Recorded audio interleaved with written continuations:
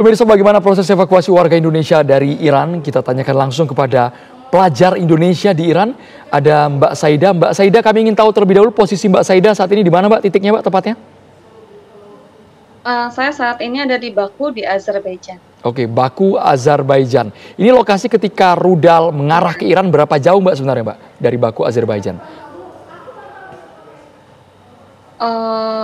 Lumayan jauh, karena kan dari Teheran, terus perbatasan ya, itu sekitar 4 jam.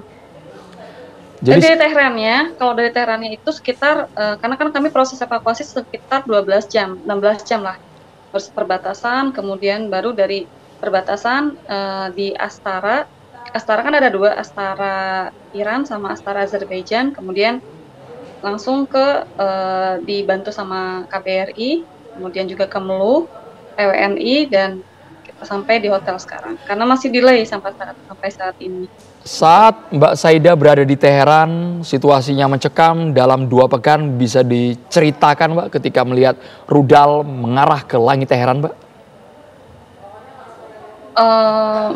Saat itu karena kan posisinya itu jauh ya, sekitar 30 menit. Jadi saya melihat tapi dari kejauhan, dari asrama saya. Kemudian ada waktu malam hari itu dari kilang minyak. Kilang minyak itu berada di Palayashka. Palayashka itu sekitar 3 stasiun metro atau kereta bawah tanah dari asrama kami. Seperti itu. Jadi dari jauh kita lihat langsung tiba-tiba ada bunyi, terus langsung meledak. Ternyata kilang minyak. Bahkan asapnya pun sampai beberapa hari setelah itu masih belum bisa padam. Yang saya lihat seperti itu di lapangan. Kemudian banyak ledakan-ledakan karena asrama kami itu dekat dengan pangkalan mungkin pangkalan Sepah, pangkalan militernya Iran, itu sekitar berada di 20 menitan. Gitu. Makanya ada serangan-serangan ke sana.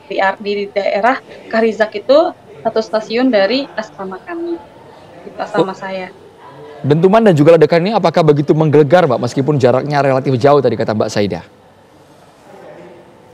Lumayan menggelegar, gitu kan. Langsung bung gitu loh. Terus tiap malam itu banyak ledakan ya di Teheran waktu 12 hari itu sampai hampir setiap malam, dan itu dari jam 8 mulai, kemudian mulai lagi jam 11, terus mulai lagi jam 3, terus jam 4. Jadi kayak saya tiap dengar ledakan bangun gitu kan, terus antisipasi kalau terjadi apa-apa, karena ada ruang bawah tanah juga, kayak bunker gitu, jadi ke sana. Terus teman-teman yang lain juga ada yang teriak gitu kan dari negara lain, karena kan kami negaranya di asrama itu nggak cuma anak Indonesia, nggak cuma mahasiswa Indonesia juga nggak, karena mahasiswanya itu mahasiswa internasional, semuanya dari Afrika, kemudian juga dari negara-negara lain, seperti itu sih. Sampai akhirnya Mbak Saida ada keputusan.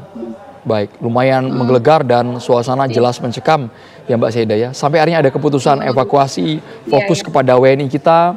Apakah semuanya akan patuh mengikuti regulasi yang ada, Mbak?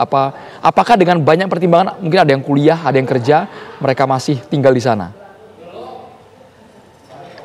Kalau saya pribadi, yang mahasiswa yang di Teheran itu sebagian besar sudah dievakuasi, karena kan kita lihat ya, karena beberapa mahasiswa itu ada yang berada di daerah Teheran, kemudian juga paling banyak itu di kota Qum, kemudian juga ada di kota Shiraz, terus juga ada di kota Esfahan, terus Mashhad gitu. Nah, itu beberapa sedikit yang Mashhad, beberapa setengahnya sudah evakuasi, kemudian yang lain juga sudah beberapa evakuasi. Pertimbangannya mungkin banyak ya. Kenapa belum evakuasi? Karena saat itu di Qum itu belum ada banyak ledakan-ledakan. Jadi yang lebih intens itu di Teheran karena sebagai ibu kota. Karena kan kayak tadi kan diserang tuh kilang minyak, terus kemudian gas, kemudian juga beberapa pangkalan militer. Seperti itu sih yang saya lihat. Berarti saat ini Mbak Saida sedang menunggu antrian evakuasi. Terima kasih banyak Mbak Saida, langsung dari Baku, Azerbaijan sudah bergabung di Kabar Petang.